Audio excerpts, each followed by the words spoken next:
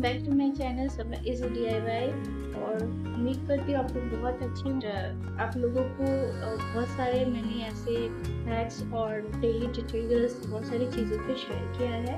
इसके साथ साथ आज के इस वीडियो में मैं कुछ स्क्रबिंग को शेयर कर रही हूँ, जो स्क्रबिंग बहुत इजी है। इनफैक्ट आप कह सकते हैं only 2 ingredients, yes only 2 ingredients है मैंने यूज़ किया है बॉडी स्क्रबिंग। और बॉडी स्क्रबिंग इतना आसान और इजी है जो कि आप होममेड घर पे ही आप बना सकते हैं।